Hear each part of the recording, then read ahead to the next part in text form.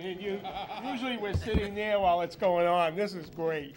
Tip off about 10 minutes ago, so you're not going to miss too much. What's your tab here? My wife still wanted to know what's wrong with us. We switched town meeting, and why do we have a meeting tonight? What are you guys, nuts? Yes? How did that work out? I've got two budgets. I've got the zoning board. They're both very minimal. The level services on the zoning department is up $646. That's contractual raises to the clerical position. If it's level funded, that'll come out of the services. And we just hope that we'll have enough and there won't be that many. 31. Oh, 31 is the. Oh, I'm sorry. The last budget. Yeah. Okay. So looking for it. Very Sorry, last, everyone, the looking very for last it. one. Okay. Joe's been announcing the numbers. I got all of them. Oh, you just, I see what you did. Yeah. I'm not into weightlifting. It's fairly minimal budget. All volunteers and yourself. Any questions on the Board of Appeals? Well, the workload's still pretty heavy as far as, home occupations, Board of additions, variances. Yeah, I mean, Started with the Board of Appeals, so. yeah. Okay, I'll wait. There's, yeah, the workload, and if it's level funded, the $646 will come out of the purchase of services, and we'll just hope that we'll have enough with the advertising, and it all depends on how many meetings and variances people ask for and stuff. We'll just go back to Joe if that runs out. I'm there for you. All right, Joe. The building department is basically the same thing. The difference is $1,779 between level funded and level services. 20? Cap 20. Gonna keep us on his toes? The $1,779, that's, I'm just trying to get an increase, mostly in the travel, for the vehicle allowance for the inspectors. Currently, they get $206 a month. I'm trying to get that up to $250 a month, which is basically $58 a week. That's one tank of gas, as you know, so, and that's supposed to cover their vehicle and their repairs and insurance and stuff, so. That's the only increase. If I can get level services, that'd be appreciated. Any questions? Mr. Prisco. Can you just give me a quick summary, if you have it, the total number of permits pulled since last year and this year, compare the two? Have you seen an increase, decrease, sort of leveling off? It'll probably be about the same. It was a slow winter. Last month was ridiculous, but now that the snow's melted, this month, I've got a stack of them on my desk. So people are starting to do the work now that the winter's over and it's light out and there's no snow in the yard. The permits will come in. So it should be the same as last year. About the same? Yeah. Yeah, okay. The commercial, there's a lot of commercial stuff, as Heidi mentioned, that's coming down. There's still a lot of small commercial space for rent on 28. I drive up and down 28, and there's, plazas. The one up here, there's 3 stores empty right around the corner. So if we can bring those businesses back, the small businesses, it'd be If they great. come down on their rent, they could probably get it. Well, that too. They're asking above market rates right there. Right, so they're doing exactly. it to themselves. Well, it's a good town to do business in, so they're looking for the big bucks. Well, Heidi mentioned trying to, the possibility of accumulating a list of available. I think that's a properties. great idea, yeah. Perhaps you could help in that. Yeah, I area. will. I'll work with her on that, That'd be great. I'll just jot down the addresses as I go up and down. And we can get that through the realtors too, because a lot of them are listed through the realtors. That's a great idea. Yeah, we should put that list together. Okay. Just another question, we're back to the permits. Is there a different fee for residents versus commercial when they come in for permitting? I know you use isn't there a specific formula you use? Some of them, the fees are all listed. Some of the commercial fees are higher, but basically it's all $10 per thousand, whether you're building a new house or a commercial building. So. And that's pretty standard across the Commonwealth, or is that just something standard that It's you build we're on the higher end, On the higher yeah, of permits. They haven't been raised. I think the last time might have been 2006, even before that. We've always been on the high end, though. Yeah, but we have always been on the high end. So we just need to get the volume up. That's the key. Exactly. That's it. Thank you. Any other questions? For Jim? Okay. No? Thank Thank you. you, Jim.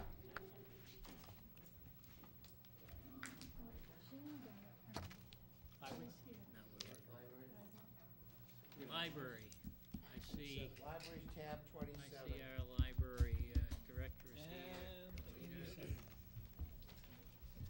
She planned perfectly, she needs more time than the rest, so she's got extra time.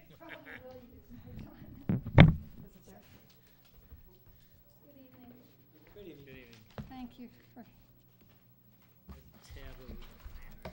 27. and our trustee chairman, Marcy Bailey, is here. And we're going Hi, Marcy. we are going to show our PowerPoint in a minute. Thank you for letting us show it, because we might take a little more time than some of the other departments. Well, you have some surplus time.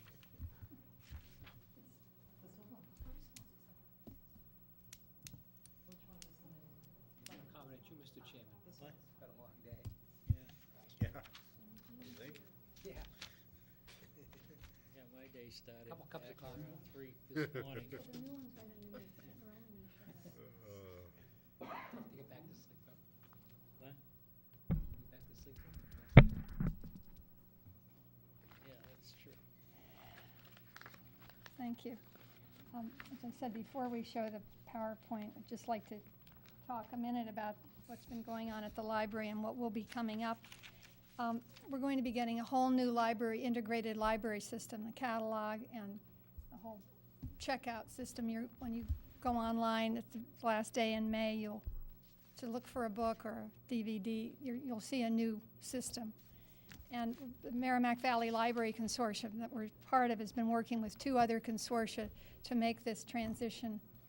They're using something called, it's going to be open source, which is a customizable web-based system.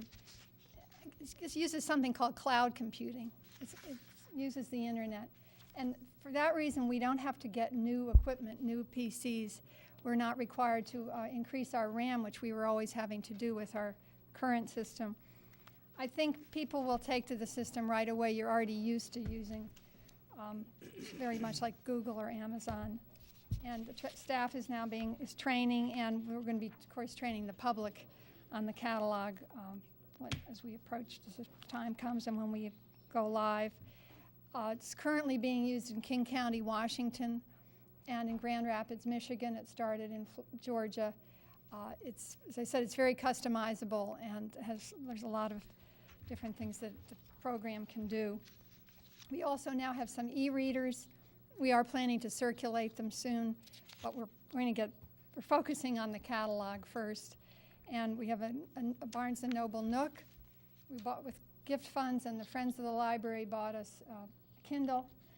And the Friends bought us a black and white Nook last year, so we have the color Nook. And right now, even though they're not ready to be circulated, everyone's welcome to come and try them out if you haven't. And especially the Nooks will work with the downloadable program Overdrive that allows you to borrow books right online directly. And those Overdrive books also work on iPad and an Android phone and an iPhone. So there's really lots of opportunities. As Erica said, the library also does a lot of collaborating, and I know Kate Carpini has done quite a few things with Erica, with the students, and the mentoring program, which Jenny started, is very successful. Kate also goes into the school. She does a high school book discussion with Maura McGill, the librarian at the high school. And she helps the teachers. She works with them about the summer reading lists. And we've also started for children a Lego club, meets once a month. And Lego is really very good for using your right brain and left brain, and team building, cooperation between children. It's been very positive. I'd like to thank John Welsh and the Energy Efficiency Committee for upgrading the lighting in most of the building, and it really is the children's room is so much brighter, and I think a lot of that was funded by grants, and that's been really a very positive addition to the library. And I'd like to, we could maybe look at the PowerPoint and then look at go over the line items. This is something you've seen basically for the past couple of years. We just go over the minimum standards. You know, the library has to be open a certain number of hours, and for this population, it's over 40 hours. We're open 45. You see the population goes up to almost 15,000. We are approaching that figure. The state gives the library or the town a 3-year grace period to meet. If we go over 15,000, we're supposed to be open 50 hours a week. But we have 3 years. And also, they're using a slightly older population figure. So they're going to be using a slightly lower figure for a few years. It will take a few years, I think. And there's the municipal appropriation requirement, which is the average of the last 3 years, plus 2.5%. And we are required to expend a certain percentage of the budget, 16% on materials, books, and CDs and DVDs. And also to be open to all residents in the Commonwealth. For our budget request, level funded is $445,175, and that would be below the municipal requirement, and it would require a waiver. And as long as the cut was proportionate to the other departments in the town, then we would receive a waiver. The level service is a little higher, and it does meet the MAR. And I said, you know, if you've been hearing this for several years, and again, it meets the MAR. So, and again, I basically said that there's no guarantee of a waiver, and the state would look to see how the Mass Board of Library Commissioners is actually the board that examines the waiver requests, and they'd make sure that the cut was not disproportionate. And again, this is a chart that shows, you know, what if you say, well, if you get a waiver, it's probably wouldn't be impossible. But you still have to go back and meet that funding. And if you keep putting it off, the gap grows. And the risk of decertification grows too. And the main challenge for decertification is that people would not be able to take out items from other libraries. We did do the survey last year for long-range planning, and found residents like more hours and more materials and more children's programs, which really the children's programs increased by about 26% this past year, the attendance. And there will be an improved online catalog, so that's there. And we are getting new formats of Blu-ray and e-books. So. Thank you, Marcy. And just some recent statistics. Total activity, meaning what's circulated and what we've loaned, 117,818. And you know, our circulation spiked a couple of years ago at a 12% increase, but it's still up about 10. I mean, it's kind of leveling off a little bit. It's still 10% above what it was about 3 years ago. So we are busy. Those are the items borrowed, 11,293. And then the number of people who visited the library.